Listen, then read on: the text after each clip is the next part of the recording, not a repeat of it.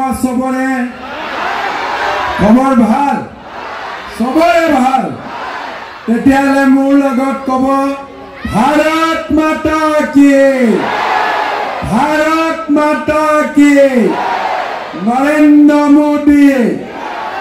নৰেন্দ্ৰ মোদী বলেন মুসাহৰি বহুত বহুত ধন্যবাদ আজিৰ সভাত আমাৰ মাজত উপস্থিত সম্মানীয় বিধায়ক ডিপ্লু ৰঞ্জন শৰ্মা ডাঙৰীয়া ভুৱন পেগু ডাঙৰীয়া অশোক সিংঘি ডাঙৰীয়া লাচিম বড়ো ডাঙৰীয়া নিৰ্মল্য পাল ডাঙৰীয়া অন্তৰেশ্বৰ ৰাভা ডাঙৰীয়া সৰ্বেশ্বৰ ৰাভা ডাঙৰীয়া ৰাজা ব্ৰহ্ম নাৰায়ণ পাল ত্ৰিবেণ চাংমা বীৰদাও ব্ৰহ্ম আৰু পৰ্বতজৰা সমষ্টিত আমাৰ দলৰ প্ৰাৰ্থী শ্ৰী বনেন্দ্ৰ কুমাৰ মুছাহৰি ডাঙৰীয়া আই মাতৃসকল যুৱক যুৱতী বন্ধু বান্ধৱীসকল আৰু মোৰ অতিকে সন্মানৰ ৰাইজ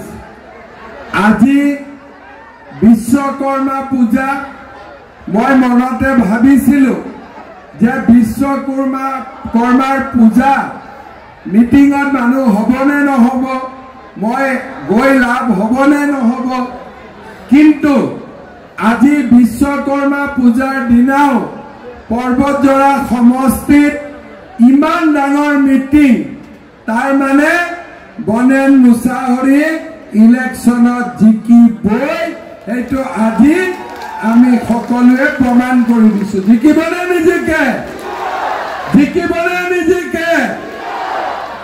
আজি 17 ছেপ্টেম্বৰ আজি ভাৰতৰ প্ৰধানমন্ত্ৰী নৰেন্দ্ৰ মোদী ডাঙৰীয়াৰ ৭৫তম জন্মদিন আমি পৰ্বতজৰা আৰু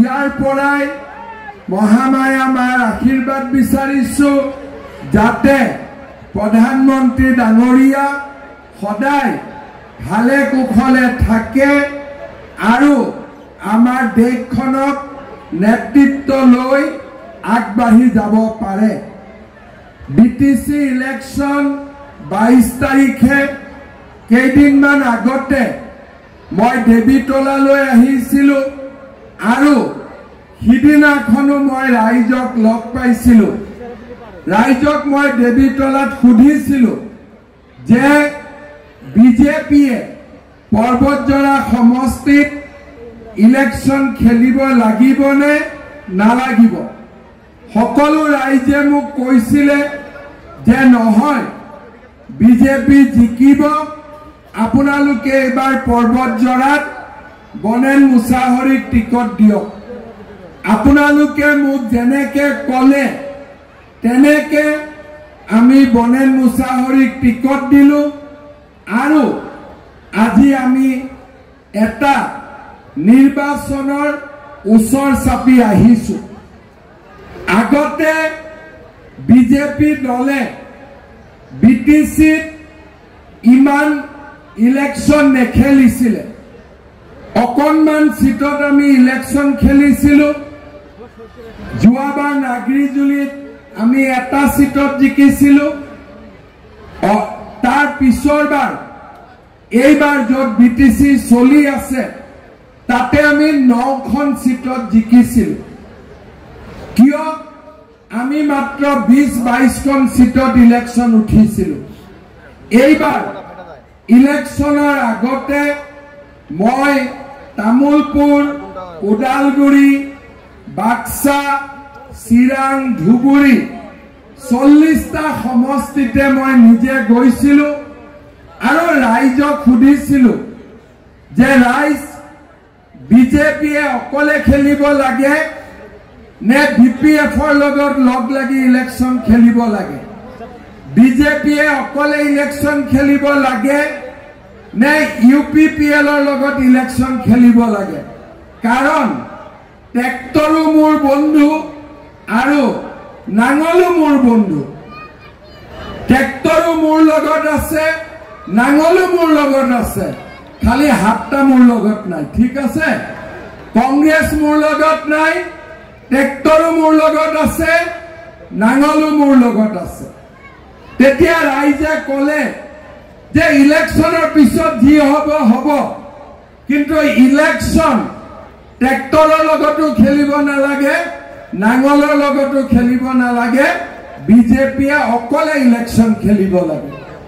প্ৰথমতে মই ভাবিছিলো যে অকলে ইলেকশ্যন খেলিলে কি হ'ব কি নহ'ব, কিন্তু এইকেইদিন মই গোটেই বিটিচিত ঘূৰি পকি মিটিং কৰি মই যিটো দেখিলো, আজি মই আপোনালোকক ক'ব পাৰো গভৰ্ণমেণ্ট এইবাৰ বিজেপিৰে হ'ব, 100% বিজেপি চৰকাৰ হ'ব গৈ আছে। আপোনালোকে চাব, ওদালগুৰিতো মোৰ মিটিঙত ৰাইজ আহিছে, তামোলপুৰ, আমাৰ কোকৰাঝাৰ, চিৰাং, বাক্সা, আনকি আজি বিশ্বমিত্ৰ পূজাৰ দিনাখনো মই অলপ আগতে জমদুৱাৰৰ পৰা আহিলো, তাতো ৰাইজ ভৰ্তি হৈ আছিলে, আৰু পৰ্বত জোৰাটো ইমান ৰাইজ আজি ইয়াতে উপস্থিত আছে। সিদিনাখন মই যেতিয়া দেৱীতলাত আহিছিলো, দেৱীতলাতো আৰু ৰাইজ উপস্থিত আছিল নে নাই দাদা? তাৰ মানে এইবাৰ ৰাইজে বিজেপিৰ চৰকাৰ বিচাৰিছে। মই দুটা কথা আপোনালোকক ক'ব খুজিছো। বিটিচি চৰকাৰ মানে কি? এই বিটিচি চৰকাৰ হ'ল আমাৰ 5খন জিলাৰ ডেভেলপমেণ্ট কাম কৰাৰ দায়িত্ব বিটিচি চৰকাৰ, আৰু ডেভেলপমেণ্ট কাম কৰিবৰ কাৰণে টকা কোনে দিয়ে? ৰাজ্য চৰকাৰে দিয়ে, মানে দিছপুৰে দিয়ে, আৰু কোনে দিয়ে? দিল্লীয়ে দিয়ে। এতিয়া বহুত মানুহে নাজানে যে আমি কিমান টকা দিওঁ। আমি বিটিচি চৰকাৰক প্ৰত্যেক বছৰে 1000 কোটি টকা দিওঁ। কিমান দিওঁ? 1000 কোটি টকা। আৰু আমি দিল্লীৰ পৰা মোদীজীয়ে কিমান দিয়ে? 400ৰ পৰা 500 কোটি টকা। তাৰ মানে 1500 কোটি টকা, 200 কোটি টকা। এই টকা দি কাৰো স্কলাৰশ্বিপ নাই, কাকো কোনো স্কিম নাই, কতো ৰাস্তা নাই, স্কুল নাই, কলেজ নাই, ইউনিভাৰ্চিটি নাই। যদি মানুহক ইউনিভাৰ্চিটিৰ দৰকাৰ, আকৌ মুখে আহি কয় বড়োলেণ্ড ইউনিভাৰ্চিটি, বোলে মেডিকেল কলেজ লাগে, কোকৰাঝাৰ মেডিকেল কলেজ ময়ে বনালো, ৰাস্তা লাগে, অসমবালা ৰাস্তা ময়ে বনাই দিলো, বোলে আৰু ৰাস্তা লাগে, গুডউইল পেকেজ ময়ে দিলো, সব কৰিলো। এই 1500 কোটি টকা ক'ত গ'ল? এই 1000 কোটি টকা ক'ত গ'ল? কোনেও নাজানে। কিন্তু যদি দিল্লীয়ে দিছপুৰে দিয়া টকাখিনি আমি যদি ইয়াতে ভাল কৰি ব্যৱহাৰ কৰিব পাৰো, আমাৰ বিটিচি চৰকাৰ কিমান আগুৱাই যাব, বিটিচি ৰাইজ কিমান আগুৱাই যাব। মই সুধিছিলো বিটিচি যে মেট্ৰিকত ভাল ৰিজাল্ট কৰিলে কিবা প্ৰাইজ দিয়ে নেকি? বোলে নিদিয়ে। বোলে ডাক্তৰ ইঞ্জিনিয়াৰ পঢ়িলে কিবা স্কলাৰশ্বিপ দিয়ে নেকি? নিদিয়ে। বোলে কোনোবা মানুহক কিবা লোন দিয়ে নেকি? নিদিয়ে। তেতিয়াহ'লে টকাটো ক'ত গ'ল? আমি টকা দিলো আৰু টকাটো ৰাইজে দেখা নাপালে। তাৰ মানে গাড়ীখনত পেট্ৰল দিছো, ড্ৰাইভাৰে গাড়ীখন ক'ত লৈ গৈছে কোনেও নাজানে। সেইকাৰণে এইবাৰ আমি কৈছো যে পেট্ৰল আমিয়ে ভৰাম আৰু গাড়ীখন আমিয়ে চলাম। আৰু পেসেঞ্জাৰ কোন হ'ব পেসেঞ্জাৰ আপোনালোক হ'ব ঠিক কৈছনে নাই কোৱা যদি টকা আমি দিও পেট্ৰল ডিজেল আমি দিও তেতিয়া গাড়ীখন আমিয়ে চলাব লাগিব হয় না নহয় আজি ইমান বছৰে বেলেগে চলাই আছে আমাৰ কোনো কাম নহয় এতিয়া ইলেকশন আইছে আমি ভোট দিম কিহৰ কাৰণে ভোট দিম কি পাম কোনেও নাজানে কোনো এনাউন্সমেন্ট নাই কোনো ঘোষণা নাই খালি এজনে কব মই সিএম হম এজনে কব মই সিএম হম তেতিয়া ৰাইজৰ কি হ'ব ৰাইজৰ কি কাম হ'ব মাটিৰ কাগজ পাম না নাই আমি আমাৰ বাবাৰ মাটিৰ লৰাৰ নামত নামজাৰি হ'বনে না আমি অৰুণোদয় পাম না না আমি মহিলা উদ্যমিতা পাম না না আমি প্ৰধানমন্ত্ৰীৰ ঘৰ পাম না নাই কোনেও একো নাজানে খালি কয় ইলেকশ্যনৰ সময়ত খানা খুৱাম খালি কি খুৱাব খানা খুৱাব খানাৰ পইচাটো ক'ৰ পৰা আহে 5 বছৰৰ মূৰত একবাৰ খানা খুৱাই খানাৰ পইচাটো ক'ৰ পৰা আহে ইয়াতে প্ৰধানমন্ত্ৰীৰ ঘৰ ল'বৰ কাৰণে কিমান টকা ঘোষ দিব লাগে 10,000 নে 15,000 কিমান 10 নে 15 10,000 ইয়াতে মই সুধিছো যে অৰুণোদয় ফৰ্ম এটা ল'বৰ কাৰণে 500 টকা দিব লাগে কিমান লাগে অৰুণোদয় 3,000 নে 5,000 বাপৰে অৰুণোদয় এটো 5,000 পাই গ'ল আরে মই গমেই নাপাওঁ ভাই মই তো 500 বুলি ভাবি আছো 500 নে 5,000 বাপৰে 3,000 আচ্ছা ইয়াৰ 3,000 ই 3,000 এইফালে 5,000 তো 3,000 5,000 কিবা এটাটো হৈ আছে মই অৰুণোদয় পঠাই আছো মাজৰ মানুহে 3,000 খাই আছে মূলেকেটো 1 টকা অহা নাই হয় না নহয় ইয়াতে মই শুনিছো যে ঘৰ এটা পাবৰ কাৰণে ভিচিডিসিক টকা দিব লাগে হয় নেকি লাগে নেকি আকৌ অৰুণোদয় পাবৰ কাৰণে ভিচিডিসিক দিব লাগে হয় না তো ভিচিডিসি বিলাকৰ পেটটো বহুত ডাঙৰ হৈ গৈছে হা এই টকা বিলাকে এতিয়া খানা খুৱাই আছে খানা খুৱাইছে কাৰ আপোনাৰ টকা দি আপোনাক খানা খুৱাই আছে বেলেগৰ টকা দি খানা খুওৱা নাই কেণ্ডিডেটৰ যি টকা আছে এটো গুৱাহাটীত ভাল কৰি বহি আছে আপোনাৰ পৰা যি 3,000 5,000 10,000 ললে এই টকা দি এতিয়া খানা খুৱাই আছে 5 বছৰৰ মূৰত একবাৰ খানাৰ খৰচা কিমান 200 টকা 300 টকা কামালে কিমান 10,000 5,000 3,000 সেইকাৰণে মই এবাৰ কৈছো বিজেপি চৰকাৰ আহিলে এবাৰ মই ভিচিডিসি বিলাকক গাতত পেলাই দিম যা চলা য'ত গাতত তলত হ'ব ইয়াতে মোক কোনবাই কৈছে যে ৰেচনত যে চাউল আহে সেইটো বোলে এন্দুৰ নিগনি বিলাকে অলপ অলপ কাটি লয় হয় নেকি ইয়াতে এন্দুৰ নিগনিও আছে হয় না তো এন্দুৰ নিগনি বিলাকক মাৰিব লাগিব না নালাগে লাগিব বিনা পইচাত স্কিম পাব লাগিব না নালাগিব এতিয়া মোক কওক অৰুণোদয় কোনে কোনে পোৱা নাই হাত দাঙ কোনে পোৱা নাই আচ্ছা নোপোৱা বিলাকে হাত নামাওক কোনে কোনে অৰুণোদয় পাইছে হাত উঠাওক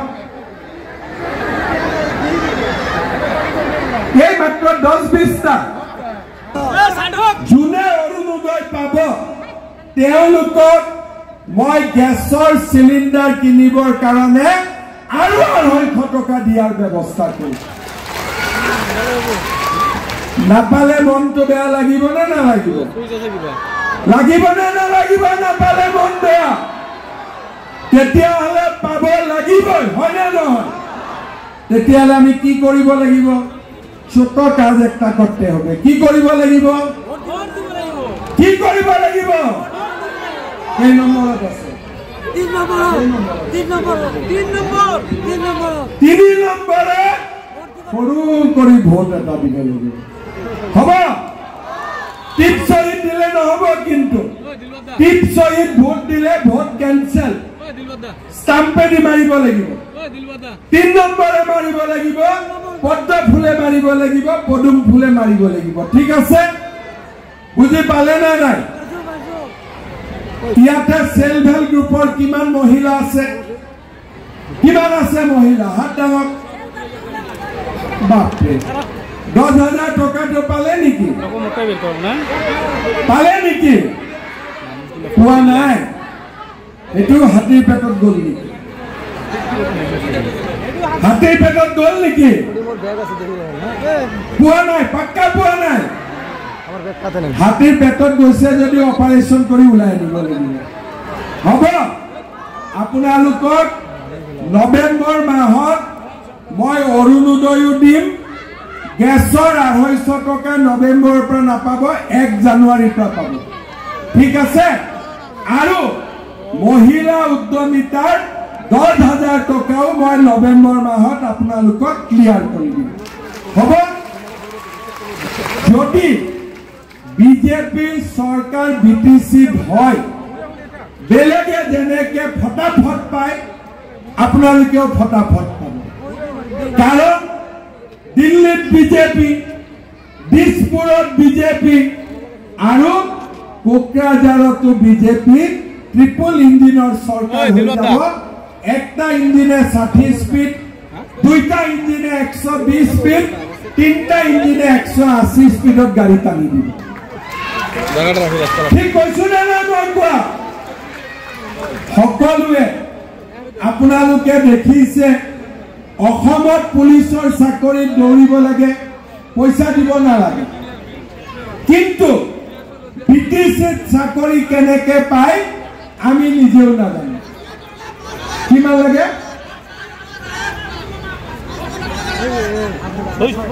5 কিমান লাগে 5 লাখ 10 লাখ আরে লাখ কি হাজার টেট পাস কৰিও পোৱা নাই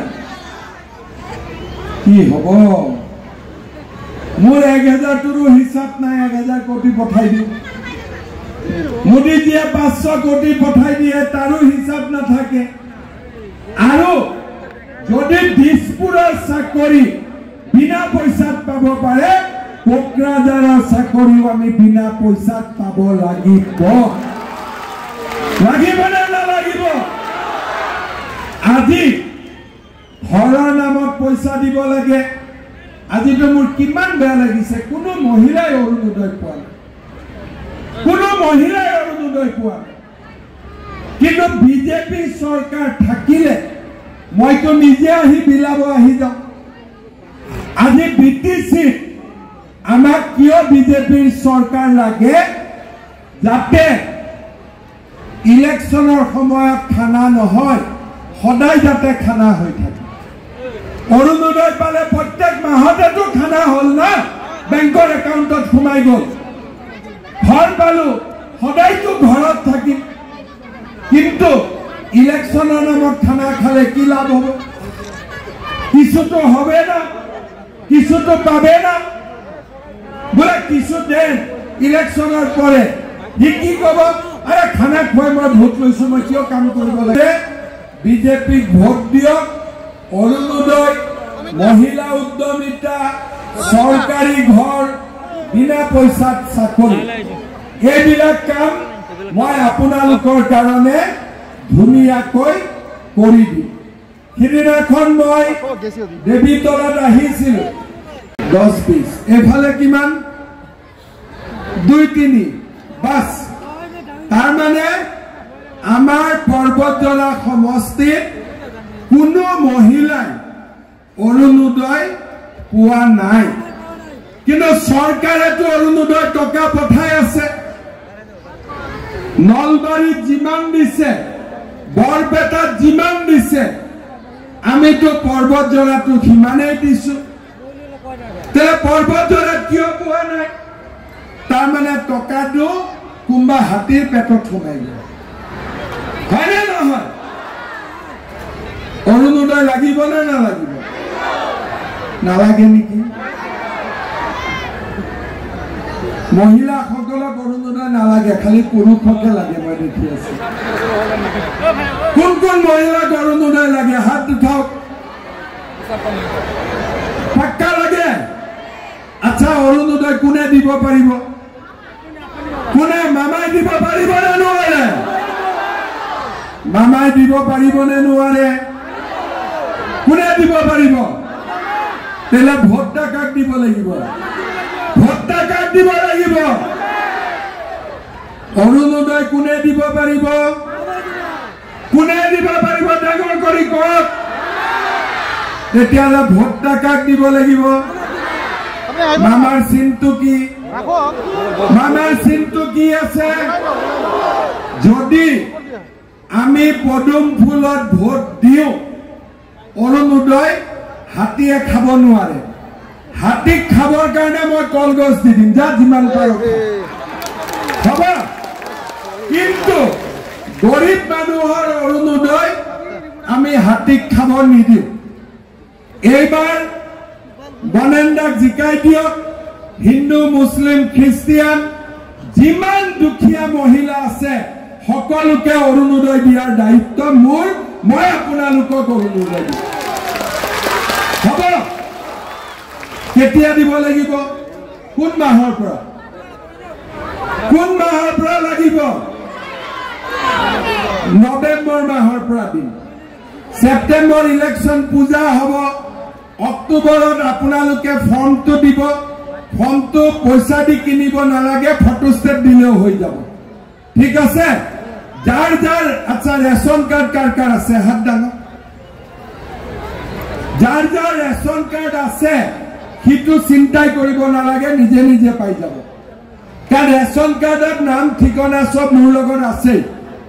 আৰু যি গৰীব মানুহৰ ৰেচন কাৰ্ড নাই তেওঁলোকে এপ্লিকেশ্যন দিব। এপ্লিকেশ্যনত টকা নালাগে, ফটোষ্টেট কৰি এপ্লিকেশ্যন দিলেও মই আপোনালোকক নৱেম্বৰ মাহত অৰুণোদয় দিম। হ'ব?